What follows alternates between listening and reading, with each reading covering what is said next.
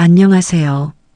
저는 3년 전 긴 병수발 끝에 남편을 하늘로 떠나보내고 홀로 살아가고 있는 62세 여성입니다.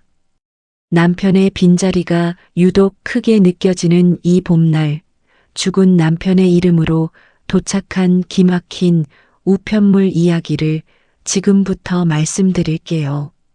우리 남편은 대장암이었어요.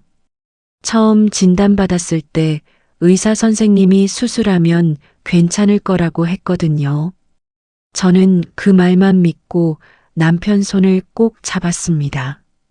수술하고 항암하고 좀 나아지나 싶으면 또 재발하고 그렇게 7년이라는 시간이 흘러갔어요. 7년 동안 저는 하루도 빠짐없이 병실을 지켰습니다.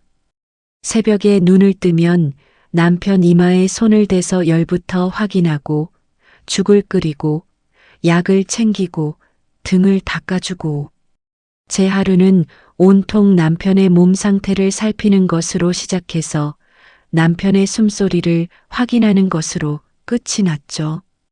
친구도 다 끊기고 취미도 다 놓고 미용실 한 번 가는 것도 사치였어요. 남편이 아프니까 저는 제 삶이라는 걸 통째로 내려놓았습니다.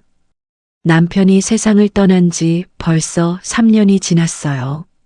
3년이면 많이 나아질 줄 알았는데 저는 여전히 남편이 앉던 낡은 소파 옆자리에 우두커니 앉아서 하루를 보냈습니다. 리모컨을 들어도 채널을 돌릴 힘이 없고 밥을 차려도 혼자 먹으니 맛을 모르겠고 남편 옷은 아직 옷장에 걸려 있었어요. 남편 칫솔도 아직 화장실 컵에 꽂혀 있었고요. 치우면 진짜로 없는 사람이 될 것 같아서 손이 가지 않더라고요. 그해 봄 베란다 너머로 벚꽃이 한창이었습니다. 분홍빛 꽃잎이 바람에 실려 와르르 흩날리는 풍경을 멍하니 바라보다가 문득 남편의 목소리가 떠올랐어요. 나 다 나으면 우리 벚꽃 구경 가자. 교토가 제일 예쁘다며? 항암 치료받고 머리카락이 다 빠진 채 병실 창가에 기대서 힘없이 웃으며 했던 말이었습니다. 저는 그때 좋다고 대답만 해놓고 결국 그 약속을 지키지 못했어요. 벚꽃이 필 때마다 그 말이 귓가에 맴돌아서 가슴이 쿡쿡 쑤셨습니다.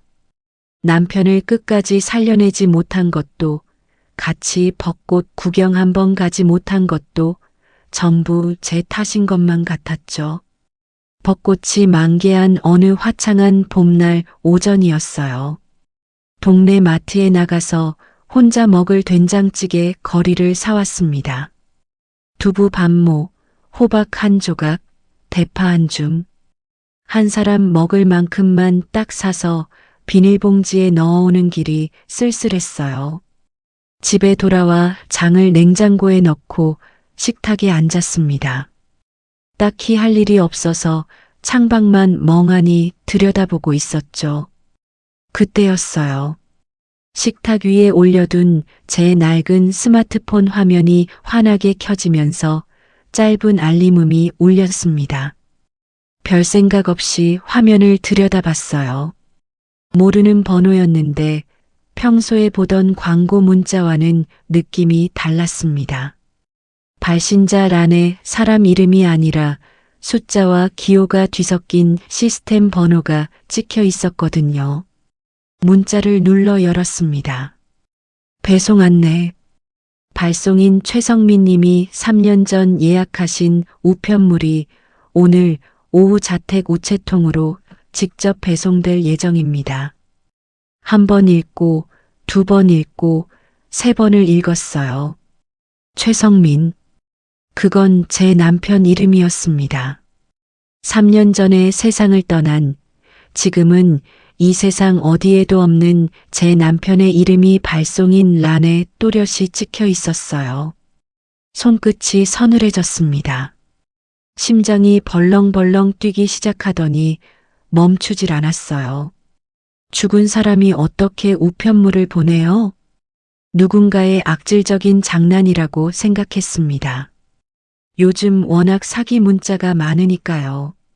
분명 보이스피싱이거나 누군가 남편 이름을 도용한 거라고 머리로는 판단했어요. 근데 손이 떨렸습니다. 가슴 한구석이 쿵 내려앉는 느낌을 주체할 수가 없었어요. 혹시 만에 하나 정말로 남편이 살아있을 때 뭔가를 예약해뒀던 거라면 그 터무니없는 가능성이 머릿속에서 떠나질 않았습니다. 저는 당장 그 번호를 눌러 전화를 걸었어요. 신호음이 한 번 울리더니 곧바로 기계 목소리가 흘러나왔습니다. 이 번호는 수신이 불가능한 발송 전용 번호입니다. 같은 멘트가 반복될 뿐이었죠. 전화기를 내려놓고 식탁에 팔꿈치를 짚은 채 한참을 앉아 있었어요. 머리가 복잡했습니다. 문자에 찍힌 남편의 이름 석자가 눈앞에 아른거려서 도무지 정신을 차릴 수가 없었어요. 그러다 갑자기 섬뜩한 생각이 하나 스쳤습니다. 혹시 남편이 살아있을 때 가족들 몰래 사채를 쓴 건 아닐까? 아니면 누군가의 보증을 잘못 써서 그 빚이 이제야 우리 집으로 날아오는 건 아닐까? 투병 기간이 7년이었으니까 병원비가 얼마나 들었는지 저도 다 세지 못했거든요. 그 와중에 남편이 급한 돈이 필요해서 어딘가에 손을 벌렸을 수도 있다는 생각에 등줄기가 쭈뼛 서늘해졌습니다. 저는 서둘러 아들한테 전화를 걸었어요. 신호음이 3번 울리고 아들이 받았습니다. 엄마 왜? 야, 너 아버지가 혹시 돌아가시기 전에 어디 빚진 거 없었어? 보증 같은 거 선 적 있고? 빚? 갑자기 무슨 소리야? 아버지가 아프실 때 병원비만으로도 벅찼는데 빚을 어디서 져? 아들 말이 맞았어요. 병원비 내느라 적금도 다 깨고 보험도 다 해지하고 온 가족이 한 푼이라도 아끼려고 허리띠를 졸라매던 시절이었으니까요. 아들한테 전화를 끊고 바로 딸한테도 전화를 걸어 똑같이 물어봤습니다. 딸도 마찬가지였어요. 엄마, 아빠가 무슨 빚을 져? 그때 우리 집에 빚질 여유가 어디 있었어? 자식들 말을 듣고 나니 그건 그런 것 같았어요. 남편이 빚을 졌을 상황은 아니었습니다. 근데 그러면 이 문자는 대체 뭐란 말이에요? 죽은 남편 이름으로 3년 전에 예약된 우편물이라니 도통 앞뒤가 맞지 않았죠. 전화를 끊고 잠시 멍하니 앉아 있다가 벌떡 일어났습니다. 남편의 유품 상자, 안방 옷장 맨 아래 칸에 넣어둔 채 3년 동안 한 번도 열어보지 못했던 상자가 떠올랐거든요. 그 안에 뭔가 단서가 있을지도 모른다는 생각에 안방으로 뛰어들어갔어요. 옷장 문을 벌컥 열고 맨 아래 칸에 손을 집어넣었습니다. 먼지가 뽀얗게 일어나는 낡은 종이 상자를 두 손으로 끌어냈어요. 그걸 거실 바닥에 가져다 놓고 뚜껑을 열었습니다. 상자 안에는 남편의 흔적이 켜켜이 쌓여 있었어요. 병원비 영수증 다발, 처방전, 진료 기록지, 보험 서류. 한 장 한 장 꺼내면서 뭐라도 이상한 게 없는지 눈을 부릅뜨고 살폈습니다. 손끝에 닿는 종이마다 남편이 아프던 시절의 냄새가 배어 있는 것 같아서 코끝이 찡했어요. 수십 장의 영수증 더미를 바닥에 깔아놓고 하나씩 뒤지던 중이었습니다. 상자 맨 밑바닥에 종이에 눌려 거의 달라붙어 있던 얇은 통장 하나가 손에 잡혔어요. 남편 이름으로 된 은행 통장이었습니다. 이 통장은 처음 보는 거였어요. 후들거리는 손으로 페이지를 넘겼습니다. 잔액은 0원. 마지막 거래 내역을 확인한 순간 숨이 턱 막혔어요. 남편이 돌아가시기 딱 한 달 전 날짜로 찍혀 있었습니다. 남편 본인이 가입해 두었던 소액 종신보험을 해지하고 해지환급금으로 1,000만 원을 수령한 기록이었어요. 그리고 같은 날 그 1,000만 원 전액이 최성기라는 이름으로 이체되어 있었습니다. 저는 그 이름을 몇 번이고 손가락으로 짚어가며 다시 읽었어요. 최성기. 처음 들어보는 이름이었습니다. 간병비로 하루하루가 빠듯하던 그 시기에 남편이 저 몰래 보험을 깨서 1,000만 원이라는 돈을 모르는 사람한테 보냈다고요? 가슴속에서 뭔가 뜨거운 게 치밀어 올랐습니다. 배신감이라고 해야 할지, 억울함이라고 해야 할지. 저는 하루 세끼 라면으로 때우면서 남편 병원비를 마련하느라 몸이 녹초가 됐었거든요. 그런데 남편은 그 와중에 1,000만 원을 어디론가 빼돌린 거였어요. 이 최성기라는 사람이 누군지 알아내야 했습니다. 오늘 오후에 우체통으로 온다는 우편물의 정체도 이 사람이 쥐고 있을 거라는 확신이 들었어요. 저는 바닥에 흩어진 서류들을 다시 탈탈 털기 시작했습니다. 영수증 사이, 처방전 뒷면, 봉투 안쪽까지 전부 뒤졌어요. 그러다 접힌 서류 사이에 끼어 있던 작은 종이 한 장이 바닥에 떨어졌습니다. 집어들어 봤더니 명함이었어요. 하나투어 대리점 소장 최성기. 잉크가 발에서 글씨가 흐릿했지만 사무실 주소와 전화번호가 적혀 있었습니다. 저는 그 명함을 두 손으로 꽉 쥐고 한참을 들여다봤어요.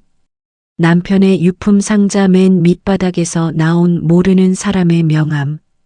이 한 장짜리 종이가 오늘 아침 문자의 비밀을 풀어줄 열쇠라는 걸 직감했습니다.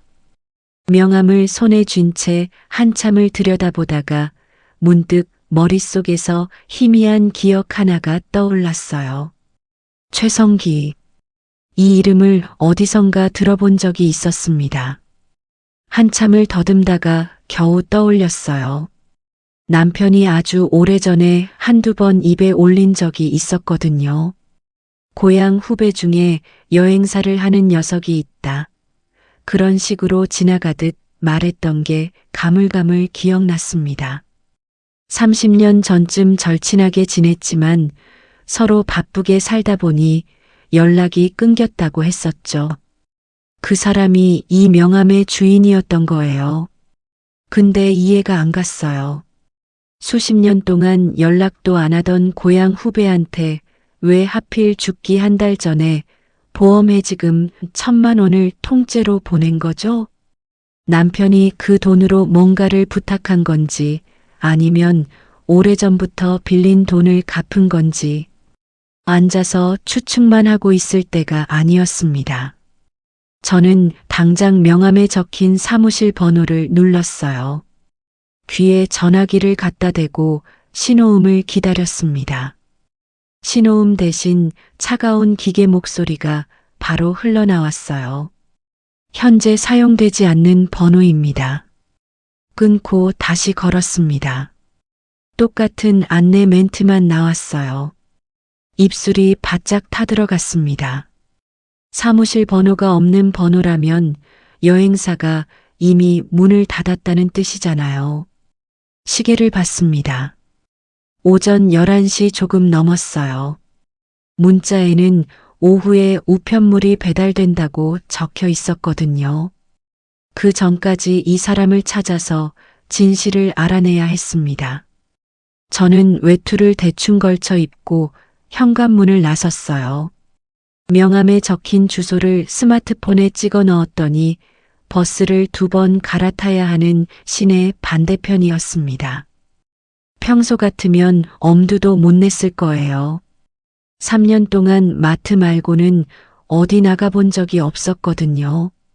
근데 그날은 달랐어요.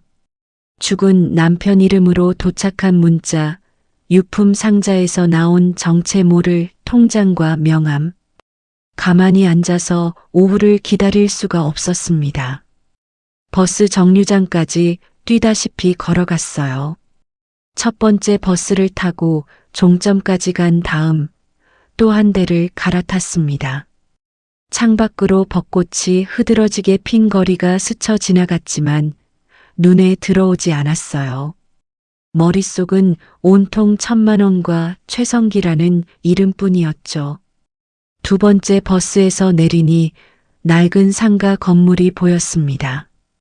외벽 타일이 곳곳에서 떨어져 나가고 건물 앞 화단에는 잡초만 무성했어요. 명함에 적힌 주소와 대조해 보니 이 건물이 맞았습니다. 헐떡이며 건물 안으로 들어가 계단을 올라갔어요. 2층 복도 맨 구석에 여행사 사무실이 있었습니다. 아니, 있었던 자리였어요. 간판이 반쯤 떨어져 대롱대롱 매달려 있었고 유리문 안쪽에는 먼지가 두껍게 내려앉아 손가락으로 글씨를 쓸 수 있을 만큼이었습니다. 문은 굳게 잠겨 있었어요. 안을 들여다보니 책상 위에 서류가 어지럽게 흩어져 있고 의자는 비스듬히 넘어진 채였습니다. 오랫동안 사람의 손길이 닿지 않은 게 한눈에 보였어요. 다리에 힘이 풀렸습니다. 여기까지 버스를 2번이나 갈아타고 왔는데 폐업이라니. 유리문에 이마를 기대고 한숨을 내쉬었어요. 이대로 돌아갈 수는 없었습니다. 비틀거리며 계단을 내려와 1층을 두리번거렸어요. 건물 입구 옆에 작은 경비실이 있었습니다. 유리창 너머로 초록색 점퍼를 입은 나이 지긋한 경비원 아저씨가 작은 텔레비전을 보고 앉아 계셨어요. 경비실 문을 두드렸습니다. 아저씨가 고개를 돌려 저를 바라봤어요. 저기요, 2층에 있던 여행사 아시죠? 거기 최 소장님이라는 분 지금 어디 계신지 혹시 아세요? 아저씨가 텔레비전 소리를 줄이며 자리에서 일어났습니다. 여행사? 아, 그 양반 1년 전쯤에 건강이 안 좋아져서 가게를 접었어. 살던 데도 빼고 외곽으로 이사 갔다던데. 연락처는 모르세요? 제발 아시면 좀 알려주세요. 급한 일이에요. 제 목소리가 떨리고 있다는 걸 저도 알고 있었어요.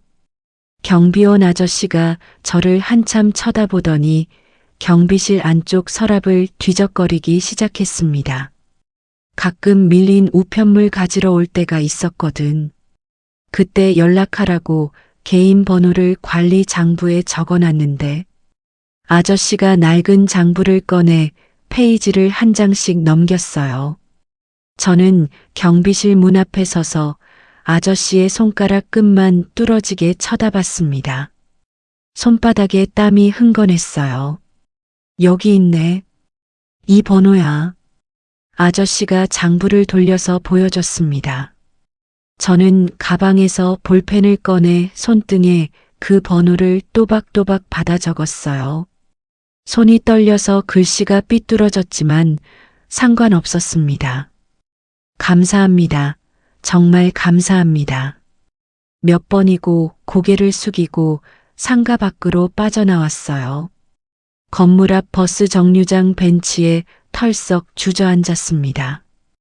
다리가 후들거렸어요. 3년 동안 집에만 틀어박혀 있던 사람이 갑자기 시내 반대편까지 뛰어왔으니 몸이 버틸 리가 없었죠. 숨을 좀 고르고 나서 스마트폰을 꺼냈습니다. 손등에 적힌 번호를 한 글자씩 눌렀어요. 바들바들 떨리는 손가락 때문에 2번이나 잘못 눌러서 지우고 다시 찍었습니다. 통화 버튼을 눌렀어요. 뚜뚜뚜. 신호음이 길게 이어졌습니다. 1번, 2번, 3번, 4번. 안 받으면 어쩌나 싶어서 전화기를 쥔 손에 힘이 잔뜩 들어갔어요. 5번째 신호음이 울리던 중에 딸깍 소리가 났습니다. 수화기 너머로 중년 남성의 탁하고 낮은 목소리가 들려왔어요. 여보세요. 저 최성민 씨 아내입니다. 최성민 아시죠? 수화기 너머에서 짧은 숨을 들이마시는 소리가 들렸습니다. 그리고 아무 말이 없었어요. 1초, 2초, 3초. 무겁고 긴 침묵이 전화선 사이로 흘렀습니다. 여보세요? 거기 계세요? 네.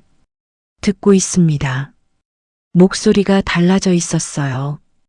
처음 여보세요 할 때와는 확연히 다르게 무언가 무거운 것을 삼킨 사람처럼 목이 잠겨 있더라고요. 저는 참지 않고 바로 쏟아냈습니다. 오늘 아침에 죽은 남편 이름으로 문자가 왔어요. 3년 전에 예약한 우편물이 오후에 우체통으로 배달된다고요. 그리고 남편 유품 상자에서 통장을 찾았는데 죽기 한 달 전에 보험께서 1,000만 원을 당신한테 보냈더라고요. 한꺼번에 내뱉었더니 숨이 찼습니다. 그 돈이 뭔지, 오늘 온다는 우편물이 뭔지 제발 말씀해 주세요.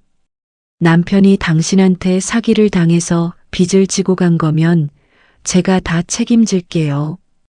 제발 숨기지 마시고 다 얘기해 주세요. 수화기 너머에서 또 한 번 깊은 침묵이 내려앉았어요. 저는 벤치에 앉은 채 무릎 위에 올린 손을 꽉 쥐고 상대방의 입이 열리기만을 기다렸습니다. 정류장 앞으로 버스가 한 대 지나갔어요. 배기가스 냄새가 코끝을 스치고 지나갔지만 신경 쓸 겨를이 없었죠. 길고 긴 한숨 소리가 수화기를 타고 흘러들어왔습니다. 최 소장이 마침내 굳게 다물었던 입을 열었어요. 형수님, 그건 성민 형이 3년 동안 절대 형수님한테 말하지 말라고 저한테 신신당부한 겁니다. 그 말을 듣는 순간 심장이 쿵 내려앉았습니다. 3년 동안 절대 말하지 말라고 신신당부했다고요? 남편이 죽기 전에 이 사람한테 무슨 부탁을 한 거예요? 그게 무슨 말이에요? 남편이 뭘 신신당부했다는 거예요? 목소리가 갈라졌어요. 벤치 위에서 몸이 앞으로 기울어졌습니다. 전화기를 귀에 바짝 갖다 대고 수화기 너머의 숨소리 하나도 놓치지 않으려고 온 신경을 곤두세웠어요.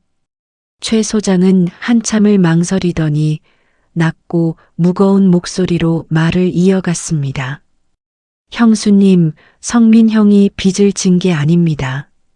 사기를 당한 것도 아니에요. 그러면 그 1,000만 원은 대체 뭐예요? 형이 돌아가시기 전에 형수님을 위해서 뭔가를 준비하신 겁니다. 저를 위해서 준비한 거라고요? 무슨 소리인지 도통 알 수가 없었어요. 죽어가는 사람이 저를 위해 1,000만 원이나 되는 돈을 빼돌려서 대체 뭘 준비했다는 건지. 최 소장이 천천히 말을 꺼내기 시작했어요. 3년 전 봄이었다고 했습니다. 남편의 투병이 막바지에 접어들어서 의사 선생님도 더 이상 손을 쓰기 어렵다고 조심스럽게 말하던 때였죠. 저는 그때 하루도 빠짐없이 병실을 지키고 있었어요. 새벽에 남편 등을 닦아주고 죽을 떠먹이고 밤에는 병상 옆 간이 침대에서 남편의 거친 숨소리를 들으며 잠을 청했습니다. 그런데 남편이 그 와중에 병원을 빠져나왔다고 했어요. 형이 그날 오전에 형수님이 잠깐 집에 빨래하러 간 사이에 병원을 나오셨더라고요. 최 소장의 목소리가 떨렸습니다. 사무실 문을 열고 들어오는데 제가 처음에 누군지 못 알아봤어요. 형이 그렇게까지 말라 있을 줄은 몰랐거든요. 저는 눈을 질끈 감았어요. 투병 말바지의 남편 모습이 눈앞에 선하게 그려졌거든요. 뼈만 앙상하게 남아서 팔뚝이 제 손목보다 가늘었고 몇 걸음만 걸어도 숨이 차서 벽을 짚어야 했던 사람이었습니다. 그런 몸으로 병원에서 여행사까지 어떻게 갔을까? 생각만 해도 가슴이 먹먹해졌어요. 최 소장이 말을 이었습니다. 형이 사무실 의자에 겨우 앉더니 봉투 하나를 꺼내서 제 앞에 놓았어요. 열어보니까 현금 1,000만 원이었습니다. 남편이 그 돈을 들고 직접 간 거예요? 네. 형이 저한테 이렇게 말씀하셨어요. 최 소장이 잠시 말을 끊었어요. 수화기 너머로 코를 훌쩍이는 소리가 어렴풋이 들렸습니다. 성기야, 이 돈으로 우리 마누라 일본 교토 벚꽃 여행 좀 보내줘라. 제일 좋은 데서 자고 제일 좋은 거 먹게 해줘. 귀를 의심했습니다. 교토 벚꽃 여행이라고요? 나 다 나으면 우리 벚꽃 구경 가자. 병실 창가에 기대서 힘없이 웃으며 했던 남편의 그 말이 갑자기 귓가에 울렸어요. 남편이 그냥 해본 소리가 아니었던 거예요. 자기는 가지 못할 걸 알면서도 어떻게든 저를 보내주려고 했던 거였습니다. 전화기를 쥔 손에 힘이 빠졌어요. 벤치 등받이에 등을 기대고 하늘을 올려다봤습니다. 맑은 봄 하늘 위로 벚꽃잎이 바람에 실려 하나둘 흩날리고 있었어요. 근데 왜 하필 3년 뒤에요? 남편이 돌아가시고 바로 보내지 왜 3년이나 기다린 거예요? 그것도 형이 지정하신 겁니다. 최 소장이 나직하게 대답했어요. 형이 그러셨어요. 내가 죽자마자 보내면 그 사람이 슬퍼서 절대 안 갈 거다. 딱 3년 상 치르고 나서 좀 잊힐만 할 때 벚꽃이 제일 예쁘게 피는 날짜로 맞춰서 보내라. 숨을 쉴 수가 없었어요. 남편이 자기가 죽고 난 뒤에 제가 얼마나 슬퍼할지, 얼마나 오래 울지, 그 시간까지 전부 헤아려서 3년이라는 유예 기간을 둔 거였어요.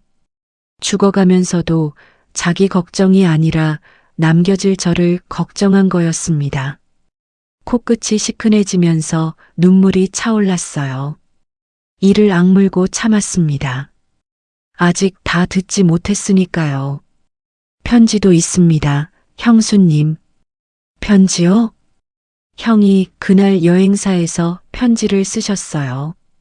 사무실 구석에 앉아서 2시간 넘게 쓰셨습니다. 손이 너무 떨려서 펜을 제대로 못 잡으시더라고요.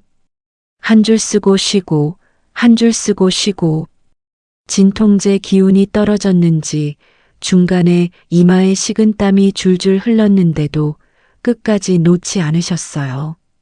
목 안쪽이 뜨겁게 조여왔습니다. 진통제가 떨어져서 온몸이 고통으로 뒤틀리고 있었을 텐데 그 와중에 2시간 동안 떨리는 손으로 저한테 편지를 쓴 거예요. 차마 입 밖으로는 한마디도 해주지 못했던 말들을 종이 위에 꾹꾹 눌러 담은 거였습니다. 그러면 오늘 아침에 온 그 문자는요? 그건 제가 보낸 겁니다. 최 소장이 차분하게 설명했어요. 형 유언대로 3년을 기다렸다가 올해 벚꽃이 만개하는 날짜에 맞춰서 우편물을 전달하기로 했거든요. 오늘 아침에 형수님 댁 우체통에 넣으러 출발하기 전에 여행사 예약 시스템으로 발송인을 성민 형 이름으로 설정해서 알림 문자를 보냈습니다. 그제야 아침에 받은 문자의 정체가 풀렸어요. 발신자를 알 수 없는 시스템 번호, 수신 불가능한 발송 전용 번호. 그건 여행사 예약 발송 프로그램에서 자동으로 나간 문자였던 거죠. 남편의 이름이 발송인으로 찍혀 있던 것도 최 소장이 일부러 남편 이름으로 설정해 뒀기 때문이었어요. 여행 티켓이랑 편지, 그리고 형이 남기신 여행 경비를 엔화로 바꿔서 전부 봉투에 넣었습니다. 최고급 료칸 숙박권도 결제해서 같이 넣었고요. 형이 제일 좋은 데서 자게 해달라고 하셨으니까요. 그 봉투가 지금, 네. 조금 전에 형수님 아파트 우체통에 직접 넣고 돌아오는 길입니다. 전화기를 쥔 손이 축 늘어졌어요. 무릎 위로 뚝 하고 눈물 한 방울이 떨어졌습니다. 남편이 빚을 진 것도 아니었어요. 사기를 당한 것도 아니었어요. 죽어가는 몸을 이끌고 여행사까지 찾아가서 자기 보험을 깨서 만든 돈으로 3년 뒤 벚꽃이 필 때 아내한테 전해달라고 맡긴 거였습니다. 자기 입으로는 차마 말하지 못했던 마음을 편지에 담고 자기 대신 아내를 벚꽃 구경 보내주려고 한 거였어요. 최 소장이 낮은 목소리로 말을 덧붙였습니다. 형수님, 성민 형이 돌아가시는 그 순간까지도 형수님 걱정뿐이셨어요. 내가 없으면 그 사람이 혼자서 얼마나 힘들까, 밥은 제대로 먹을까, 맨날 울고만 있는 건 아닐까. 그 얘기만 하셨습니다. 더는 참을 수가 없었어요. 입술을 꽉 깨물었지만 소용이 없었습니다. 목구멍 깊은 곳에서 울음이 덩어리째 치밀어 올라왔어요. 형수님, 형이 남긴 거 꼭 받아주세요. 부탁드립니다. 최 소장이 그 한마디를 끝으로 전화를 끊었습니다. 벤치에 홀로 남겨졌어요. 전화기를 무릎 위에 올려놓고 고개를 숙였습니다. 3년 전 병실에서 제 손을 잡고 거친 숨을 내쉬던 남편의 얼굴이 떠올랐어요. 앙상하게 마른 볼, 갈라진 입술, 그래도 저를 볼 때만은 애써 지어 보이던 힘없는 미소. 남편은 그 와중에도 제 걱정을 하고 있었던 거예요. 자기가 죽고 나면 혼자 남을 저를 위해 마지막 힘을 짜내서 여행사까지 걸어간 거였습니다. 입술 사이로 흐느낌이 새어나왔어요. 정류장을 지나가던 행인 몇 명이 힐끗 쳐다봤지만 신경 쓸 겨를이 없었습니다.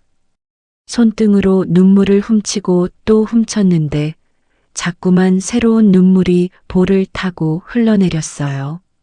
한참을 그렇게 앉아 있다가 문득 정신이 번쩍 들었습니다. 최 소장이 조금 전에 우체통에 봉투를 넣고 갔다고 했어요. 남편이 3년이라는 시간을 건너서 저한테 보낸 편지와 선물이 지금 이 순간 우리 집 우체통 안에 들어있는 거였습니다. 벤치에서 벌떡 일어났어요. 다리가 후들거렸지만 상관없었습니다. 도로 쪽으로 뛰어나가 손을 번쩍 들어 택시를 세웠어요. 기사님, 빨리 좀 가주세요. 택시 뒷좌석에 올라타서 집 주소를 불렀습니다. 가슴이 터질 것 같았어요. 남편의 마지막 마음이 담긴 봉투가 우체통 안에서 저를 기다리고 있었으니까요. 택시에서 내려 집 앞 어귀로 들어서는데 다리가 풀려서 제대로 걸을 수가 없었어요. 해질녘이었습니다. 동네 가로수마다 만개한 벚꽃이 노을빛을 머금고 붉게 물들어 있었어요. 바람이 한 줄기 불 때마다 꽃잎이 우수수 떨어져 내려서 발밑에 분홍빛 카펫이 깔린 것 같았습니다. 3년 전 병실 창밖으로도 이렇게 벚꽃이 피었었죠. 남편은 침대에 반쯤 기대 앉아서 창 너머로 흩날리는 꽃잎을 한참 동안 말없이 바라봤어요. 그때 남편이 뭘 생각하고 있었는지 저는 몰랐습니다. 자기는 저 벚꽃을 다시 볼 수 없다는 걸 알면서도 어떻게든 저한테만은 보여주고 싶었던 거였어요. 아파트 1층 현관 앞에 도착했습니다. 우체통이 보였어요. 빨간색 철제 우체통이 벽면에 나란히 줄지어 있었고 우리 집 호수가 적힌 칸이 굳게 닫혀 있었습니다. 평소에는 거들떠보지도 않던 우체통이었어요. 고지서나 전단지밖에 안 들어오니까요. 우체통 앞에 서서 한참을 멈춰 섰습니다. 이 안에 남편이 보낸 게 들어있다고 생각하니 선뜻 손이 가지 않았어요. 열면 진짜가 되잖아요. 남편이 죽어가면서까지 저를 생각했다는 게, 마지막 힘을 짜내서 편지를 썼다는 게 전부 진짜가 되는 거였습니다. 거친 숨을 한번 크게 내쉬고 우체통 뚜껑에 손을 갖다 댔어요. 차가운 쇠 감촉이 손가락 끝에 닿았습니다. 손잡이를 잡고 단숨에 열었어요. 안에 두꺼운 봉투 하나가 들어 있었습니다. 골판지처럼 빳빳한 대형 서류 봉투였어요. 봉투 겉면 발신인 란에 최성민이라는 이름 석자가 또렷하게 인쇄되어 있었습니다. 남편의 이름이었어요. 3년 전에 세상을 떠난 남편이 보낸 봉투가 제 손안에 있었습니다. 봉투를 조심스럽게 꺼내 두 손으로 받쳐들었어요. 생각보다 묵직했습니다. 가슴 쪽으로 끌어안았어요. 봉투의 거친 종이 표면이 볼에 닿았을 때 마치 남편의 까슬까슬한 손바닥이 제 뺨을 감싸는 것 같았습니다. 눈물이 왈칵 쏟아졌어요. 우체통 앞에 선 채로 봉투를 끌어안고 소리 없이 울었습니다. 지나가던 이웃이 쳐다보든 말든 상관없었어요. 남편의 체온을 만진 것 같아서 봉투를 놓을 수가 없었습니다. 얼마나 서 있었는지 모르겠어요. 정신을 차리고 눈물을 소매로 대충 닦은 뒤 봉투를 품에 꼭 안고 엘리베이터를 탔습니다. 현관문을 열고 집 안으로 들어왔어요. 신발도 가지런히 놓을 여유가 없었고 외투도 벗지 못했습니다. 곧장 거실 식탁으로 가서 의자에 앉았어요. 봉투를 식탁 위에 올려놓았습니다. 형광등 불빛 아래에서 남편의 이름이 더 선명하게 보였어요. 최성민. 남편이 직접 쓴 글씨는 아니었지만 그 이름 석자만으로도 가슴이 쪼개지는 것 같았습니다. 서랍에서 가위를 꺼냈어요. 손이 너무 떨려서 가위질이 제대로 되지 않았습니다. 봉투 윗부분을 겨우 자르고 안에 손을 넣어 내용물을 꺼냈어요. 3가지가 나왔습니다. 먼저 여행 바우처가 눈에 들어왔어요. 일본 교토 1인 프리미엄 벚꽃 여행이라고 적혀 있었고 최고급 료칸 숙박권이 함께 포함되어 있었습니다. 남편이 제일 좋은 데서 자게 해달라고 부탁했다던 최 소장의 말이 떠올랐어요. 그 옆에 두툼하게 묶인 엔화 뭉치가 있었습니다. 종이띠로 깔끔하게 묶여 있었어요. 남편이 남긴 1,000만 원에서 여행 경비와 숙소를 결제하고 남은 돈을 전부 엔화로 환전해서 넣은 거였죠. 한 푼도 아끼지 말고 제일 맛있는 거 먹고 오라던 남편의 말이 최 소장의 목소리로 다시 귓가를 울렸습니다. 그리고 맨 아래에 접힌 편지지 3장이 있었어요. 편지지를 집어드는 순간 손가락 끝이 저렸습니다. 이건 남편이 직접 쓴 거였어요. 진통제에 취한 채 떨리는 손으로 2시간에 걸쳐 한 글자 한 글자 꾹꾹 눌러 쓴 남편의 마지막 글씨가 제 눈앞에 펼쳐졌습니다. 글씨가 삐뚤빼뚤했어요. 어떤 글자는 힘이 들어가서 종이가 찢어질 듯 눌려 있었고 어떤 글자는 힘이 빠져서 겨우 흔적만 남아 있었습니다. 펜을 잡은 손이 얼마나 떨렸으면 줄이 이렇게 흔들렸을까. 첫 줄을 읽기도 전에 눈시울이 뜨거워졌어요. 숨을 깊이 들이마시고 첫 줄에 눈을 맞췄습니다. 정희야. 남편이 저를 부르는 글씨였어요. 살아있을 때 퇴근하고 현관문을 열면서 툭 던지듯 불렀던 그 이름이 종이 위에 적혀 있었습니다. 눈물이 글씨 위로 떨어질까봐 고개를 뒤로 젖히고 천장을 올려다봤어요.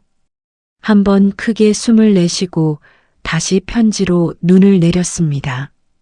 나 아픈 것 챙기느라 당신 고운 청춘 다 갔어. 7년 동안 병원에만 매달리게 해서 미안해. 똥오줌까지 받아내게 했잖아. 그거 생각하면 내가 죽어도 눈을 못 감아. 가슴속에서 뜨거운 것이 치밀어 올랐어요. 남편이 그런 생각을 하고 있었다는 걸 저는 몰랐습니다. 투병 생활 내내 남편은 제 앞에서 미안하다는 말을 한 번도 한 적이 없었거든요. 표현이 서투른 사람이었어요. 고맙다, 미안하다, 사랑한다. 그런 말을 입 밖으로 꺼내는 걸 죽도록 어색해하는 사람이었죠. 그런 남편이 편지에다 이런 속마음을 쏟아내고 있었습니다. 두 번째 장으로 넘겼어요. 내가 죽고 3년쯤 지나면 이제 내 생각 좀 그만해. 맨날 울고만 있으면 나도 편히 못 가. 당신이 맨날 가고 싶다 하던 교토 벚꽃 구경. 나 대신 꼭 다녀와. 혼자서라도 꼭 가. 남편은 알고 있었어요. 제가 3년 동안 울고만 있을 거라는 걸. 맨날 소파에 앉아서 멍하니 창밖만 바라보며 하루를 보낼 거라는 걸. 남편의 옷을 치우지 못하고 칫솔을 버리지 못하고 남편이 없는 세상에서 혼자 시들어갈 거라는 걸. 전부 다 내다본 거였어요. 그래서 3년이라는 시간을 둔 거였습니다. 딱 3년이 지나면 벚꽃이 필 때 이 봉투가 도착하게 해서 저를 억지로라도 바깥 세상으로 끌어내려고 한 거였어요. 세 번째 장으로 넘기는 손이 부들부들 떨렸습니다. 보험께서 여행비 다 냈어. 남은 돈은 엔화로 바꿔 넣었으니까 제발 한 푼도 아끼지 마. 제일 좋은 방에서 자고 제일 맛있는 거 사 먹어. 당신은 평생 남 챙기느라 자기한테는 한 번도 돈을 안 쓴 사람이잖아. 이번엔 전부 당신한테 써. 눈물이 편지지 위로 뚝뚝 떨어졌어요. 서둘러 고개를 돌렸지만 이미 늦었습니다. 남편의 글씨 위에 동그란 얼룩이 번져 있었어요. 마지막 줄이 남아 있었습니다. 삐뚤빼뚤한 글씨가 유독 크게 눌려 쓰여 있었어요. 마치 마지막 힘을 다 짜내서 꾹꾹 새긴 것처럼. 당신 곁에 내가 없어도 떨어지는 벚꽃잎이 나라고 생각해. 그리고 맘껏 웃어줘. 당신이 웃어야 나도 편히 갈 수 있어. 편지를 내려놓지 못했습니다. 두 손으로 편지지를 가슴에 꽉 움켜쥐었어요. 식탁에 엎드렸습니다. 참고 참았던 울음이 한꺼번에 터져 나왔어요. 짐승 같은 소리가 목구멍에서 쏟아져 나오는데 멈출 수가 없었습니다. 남편이 평생 한 번도 입 밖으로 꺼내지 못했던 말들이 전부 이 편지 안에 있었어요. 미안하다는 말, 고맙다는 말, 행복하라는 말, 사랑한다는 말. 살아있을 때는 눈도 못 마주치면서 어색하게 고개를 돌리던 사람이 죽기 한 달 전에 진통제에 취한 채 떨리는 손으로 이 모든 마음을 종이 위에 쏟아낸 거였습니다. 텅 빈 거실에 제 울음소리가 가득 찼어요. 남편이 떠나고 3년 동안 이렇게 크게 운 적은 없었습니다.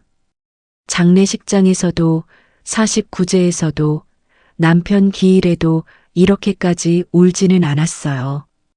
근데 이 편지 앞에서는 도저히 참을 수가 없었습니다. 얼마나 울었는지 모르겠어요. 한참이 지나서 울음이 잦아들 무렵 조금 열려있던 베란다 문틈으로 따뜻한 바람이 한 줄기 불어 들어왔습니다. 바람결에 실려 벚꽃잎 한 장이 거실 안으로 날아들어와 제 발치에 살포시 내려앉았어요. 고개를 들어 그 꽃잎을 내려다봤습니다. 연분홍빛 작은 꽃잎 한 장이 마루 위에 살며시 놓여 있었어요. 떨어지는 벚꽃잎이 나라고 생각해 남편의 글씨가 눈앞에 아른거렸습니다. 저는 몸을 숙여 그 꽃잎을 조심스럽게 집어 손바닥 위에 올렸어요. 꽃잎은 종이장보다 가볍고 얇았지만 제 손 안에서 남편의 온기처럼 따뜻하게 느껴졌습니다. 그날 밤 저는 편지를 품에 안은 채 잠이 들었어요. 식탁에 엎드려 울다가 거실 소파로 옮겨 앉았는데 언제 눈을 감았는지 모르겠습니다. 새벽에 눈을 떴을 때 편지지 3장이 구겨지지 않게 가슴 위에 얹혀 있었어요. 마치 남편이 이불을 덮어준 것처럼요. 다음 날 아침 저는 3년 만에 처음으로 세수를 하면서 거울을 똑바로 들여다봤습니다. 거울 속에 비친 제 얼굴은 주름투성이에 눈밑이 거무스름하게 내려앉아 있었어요. 62년을 살면서 이렇게까지 늙어 보인 적은 없었죠. 남편 간병하느라 7년, 남편 없이 울기만 하느라 3년. 10년이라는 세월이 제 얼굴에 고스란히 새겨져 있었습니다. 당신이 웃어야 나도 편히 갈 수 있어.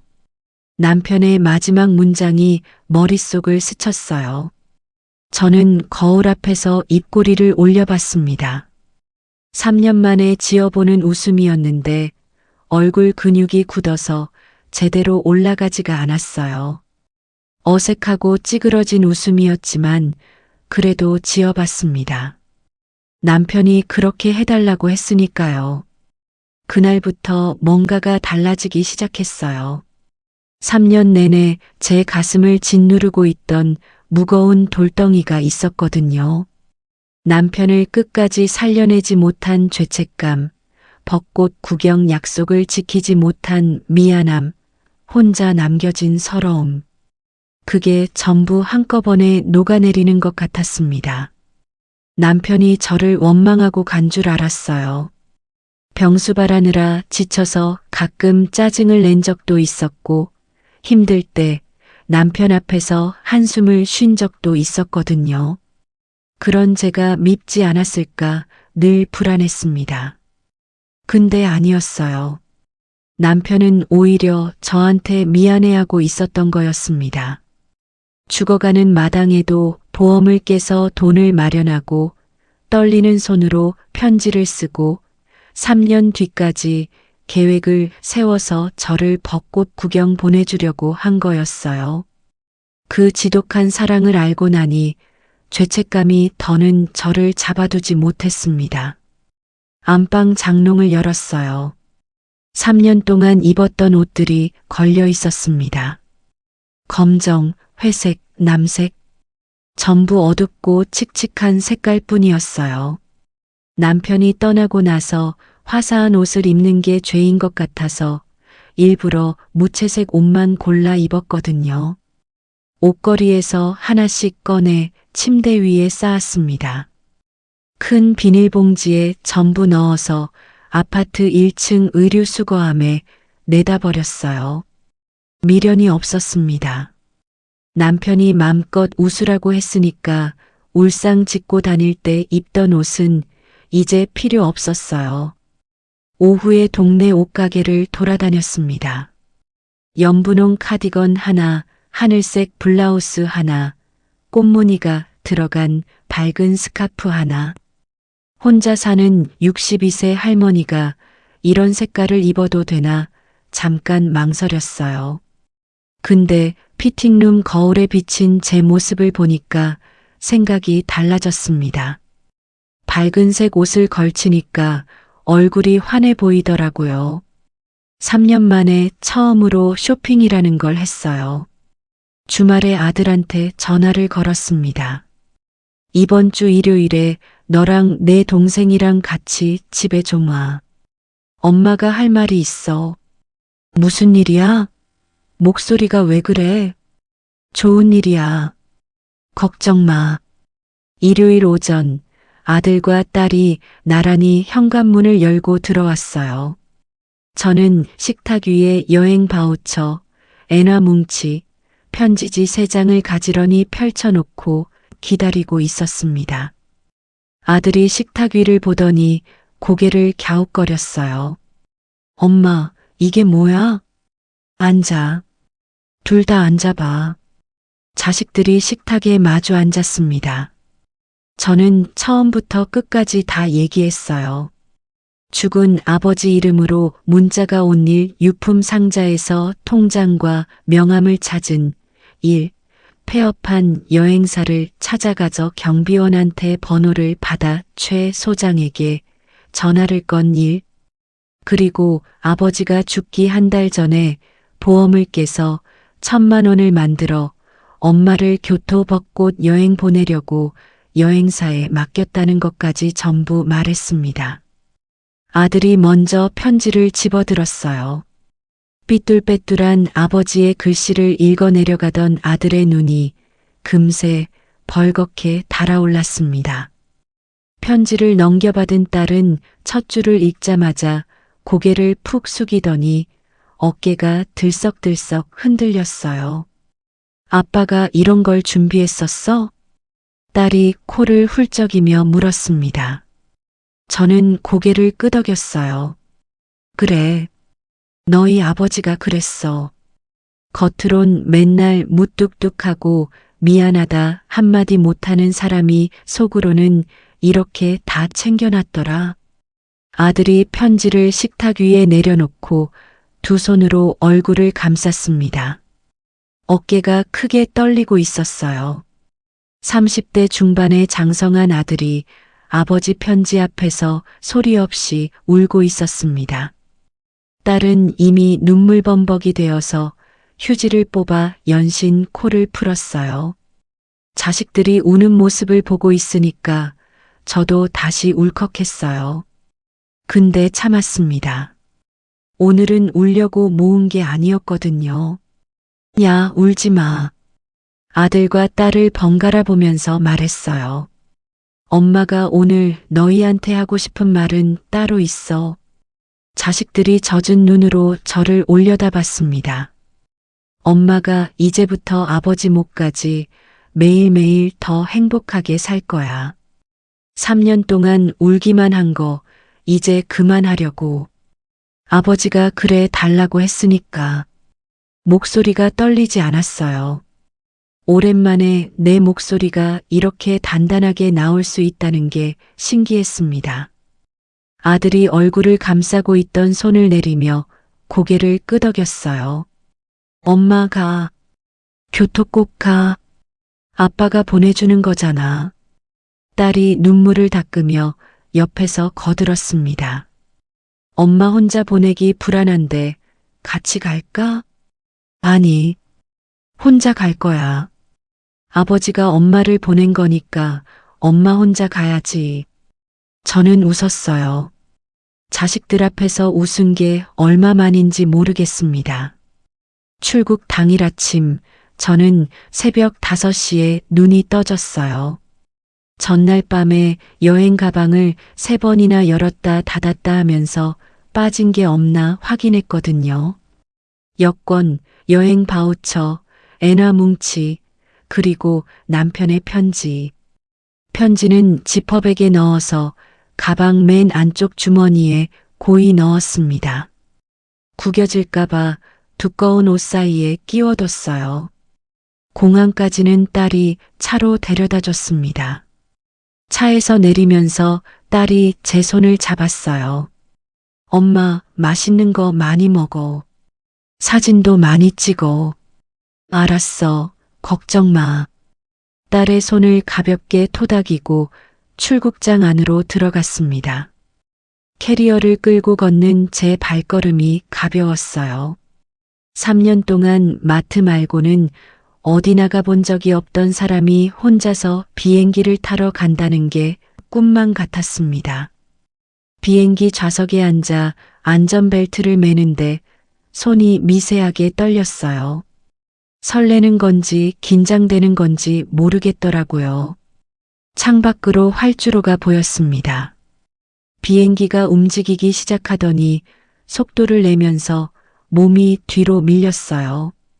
바퀴가 땅에서 떨어지는 순간 배 밑이 간질간질했습니다. 구름 위로 올라가니 창밖이 온통 하얀 솜잎을 같았어요.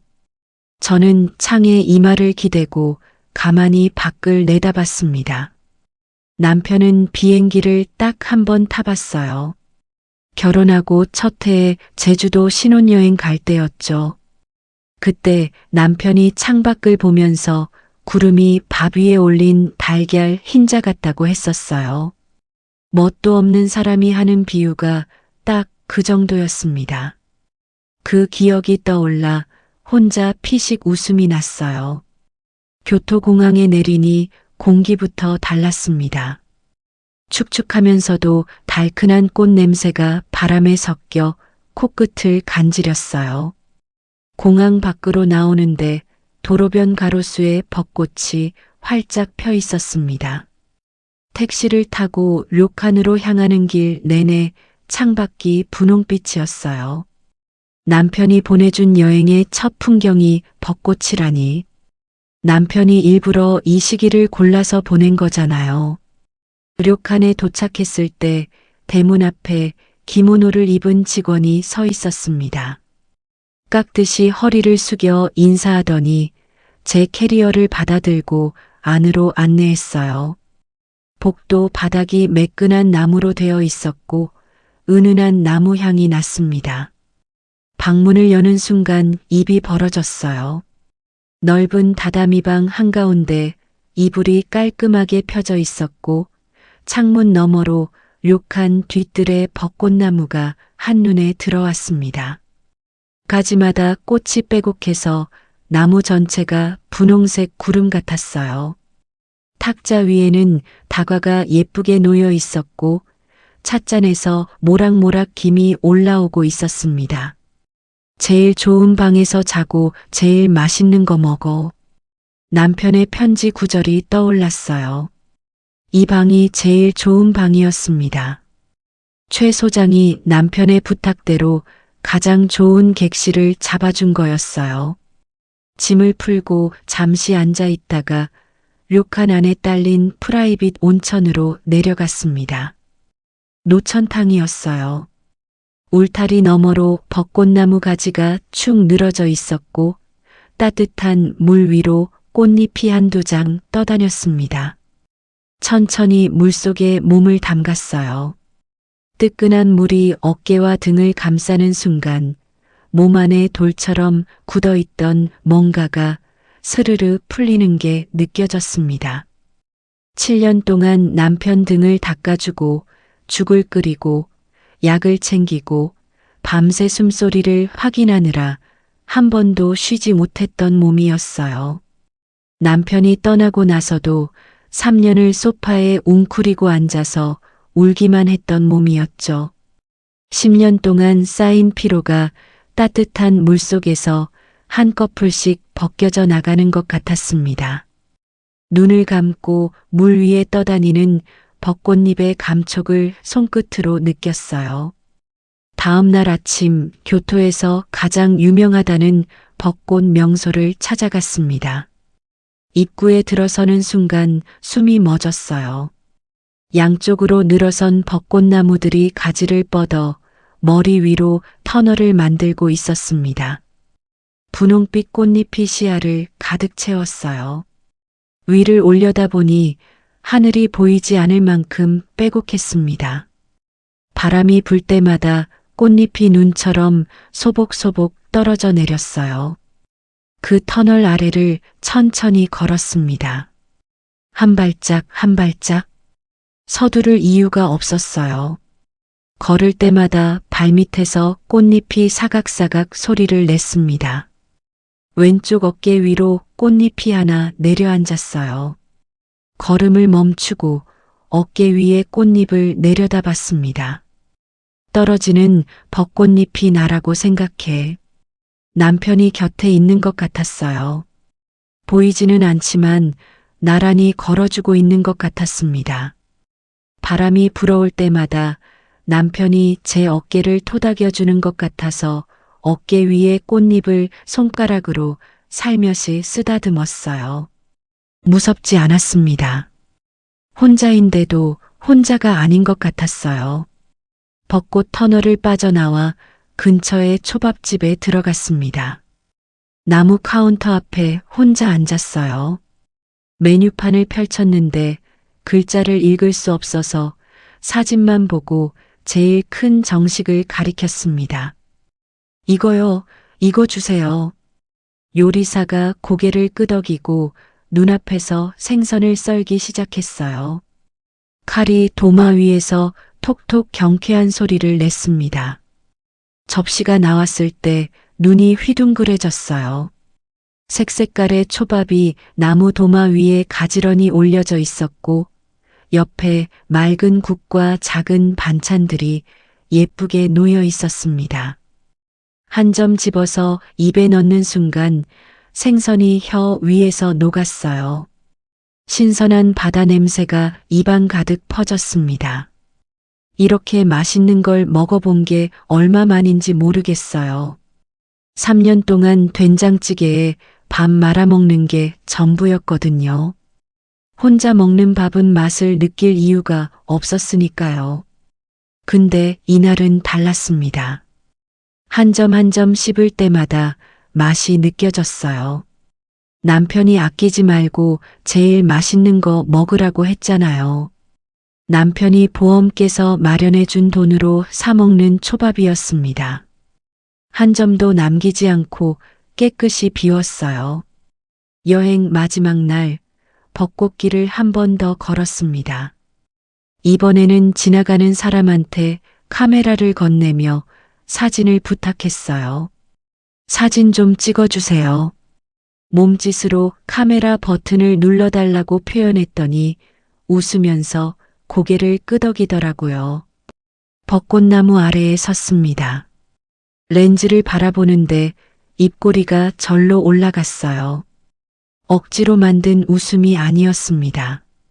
남편이 떠나고 3년 동안 한 번도 짓지 못했던 웃음이 제 얼굴에 저절로 번졌어요.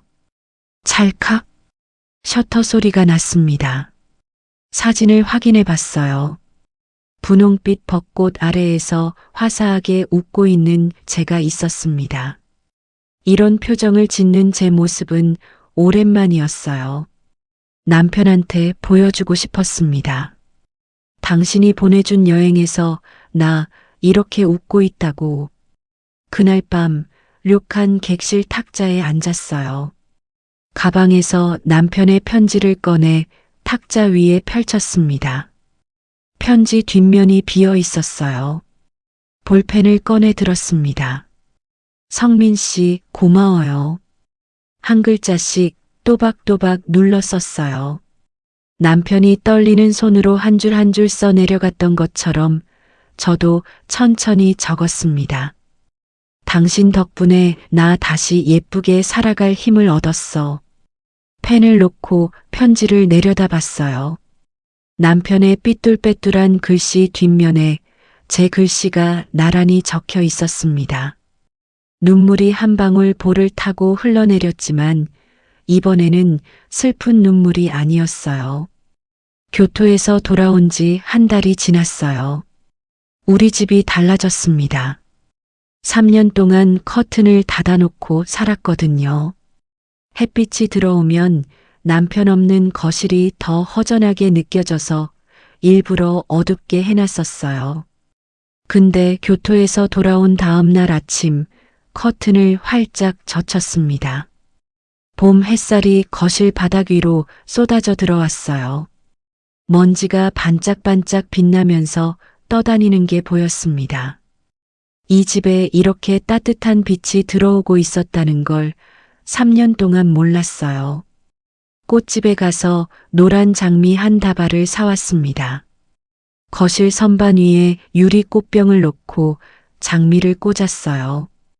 베란다에는 작은 화분 3개를 들여놓았습니다. 물을 주니까 이틀 만에 새싹이 고개를 내밀더라고요.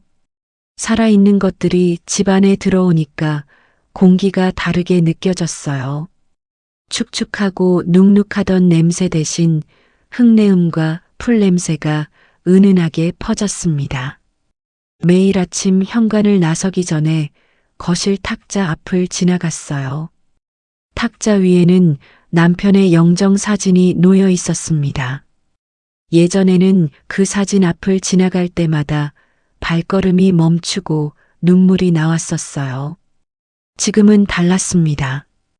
다녀올게요. 사진 속 남편을 보고 환하게 웃으며 인사했어요. 남편은 사진 속에서 무뚝뚝한 표정으로 정면을 바라보고 있었죠. 살아있을 때도 저런 표정이었거든요. 웃는 법을 모르는 사람처럼 늘 입을 꾹 다물고 있었는데 속으로는 저런 지독한 사랑을 품고 있었던 거잖아요. 동네 문화센터에서 요가 수업을 시작했습니다. 처음에는 몸이 뻣뻣해서 앞으로 구부리는 것도 힘들었어요. 근데 1주일, 2주일 다니다 보니까 조금씩 풀리기 시작했습니다. 수업이 끝나면 같이 듣는 동네 언니들이랑 카페에 가서 커피를 마셨어요. 아메리카노 한 잔 앞에 놓고 이런저런 얘기를 하는데 그게 그렇게 좋을 수가 없었습니다. 3년 동안 사람과 마주 앉아서 대화를 나눈 적이 없었거든요. 주말에는 손주들을 불렀어요. 아들네 큰애가 올해 6살, 딸네 작은애가 4살이었습니다. 예전에는 손주들이 와도 소파에 앉아서 멍하니 쳐다보기만 했어요. 놀아줄 기력이 없었거든요. 이제는 달랐습니다. 앞치마를 두르고 부엌에 들어가서 손주들이 좋아하는 떡볶이를 만들었어요. 고추장 냄새가 집 안가득 퍼지니까 아이들이 부엌으로 달려와서 발 뒤꿈치를 들고 냄비 안을 기웃거렸습니다. 할머니, 다 됐어? 조금만 기다려. 거의 다 됐어. 떡볶이를 접시에 담아 식탁에 올려놓으면 아이들이 후후 불어가며 한 입씩 집어먹었어요. 맵다고 혀를 내밀면서도 손은 멈추지 않더라고요.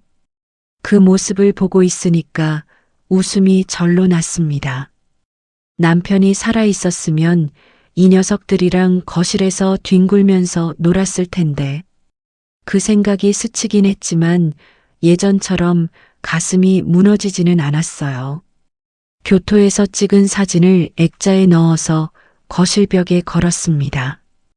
벚꽃나무 아래에서 활짝 웃고 있는 제 사진이었어요. 손주들이 올 때마다 그 사진을 가리키며 물었습니다. 할머니, 이거 어디야? 할아버지가 할머니 보내준 데야. 아이들은 뭔 말인지 모르겠다는 표정을 지었지만 저는 괜찮았어요. 나중에 크면 알게 되겠죠. 할아버지가 얼마나 멋진 사람이었는지. 남편은 겉으로 보기엔 정말 멋이라고는 눈곱만큼도 없는 사람이었어요. 옷도 맨날 똑같은 것만 입고 말도 없고 기념일에 꽃 한 송이 사온 적이 없었죠. 제가 예쁘다는 말을 들어본 적이 한 번도 없었습니다. 40년 가까이 같이 살면서 사랑한다는 말은 단 한 번도 안 했어요. 근데 그 사람이 죽어가면서 보험을 깨서 돈을 만들고 고통 속에서 2시간 동안 편지를 쓰고 3년 뒤 벚꽃이 필 때 아내한테 전해달라고 여행을 예약해 놨잖아요. 입으로는 한마디도 못하면서 이런 식으로 사랑을 남기고 간 거예요. 세상에 이런 바보가 또 어디 있겠어요. 요즘 저는 날마다 바빠요. 아침에 일어나면 베란다 화분에 물을 주고 요가 수업에 가고 친구들이랑 밥을 먹고 손주들 간식을 만들어요. 저녁에 집에 돌아오면 거실 탁자 위 남편 사진 앞을 지나가면서 인사합니다. 나 오늘도 잘 지냈어. 남편은 사진 속에서 여전히 무뚝뚝한 얼굴로 저를 바라보고 있어요. 근데 가끔은 그 굳은 입꼬리가 살짝 올라가 있는 것처럼 보일 때가 있습니다. 남편도 웃고 있는 거겠죠. 제가 이렇게 웃고 다니니까요. 혹시 저처럼 소중한 사람을 먼저 떠나보내고 혼자 남으신 분이 이 이야기를 듣고 계신다면요. 자책하지 마세요. 옆에서 아무리 잘해줘도 떠날 사람은 떠나게 되어 있어요. 남은 우리가 할 수 있는 건 딱 하나예요. 그 사람이 바랐던 대로 오늘 하루를 잘 사는 거예요. 맛있는 거 먹고 예쁜 거 보고 맘껏 웃으면서요.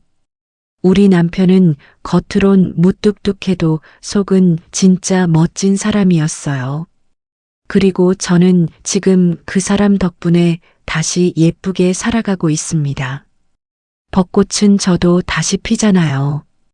올해도 내년에도 벚꽃이 필 때마다 저는 남편을 떠올릴 거예요. 슬퍼서가 아니라 고마워서요. 긴 이야기 들어주셔서 감사합니다. 여러분도 늘 건강하시고 행복하세요.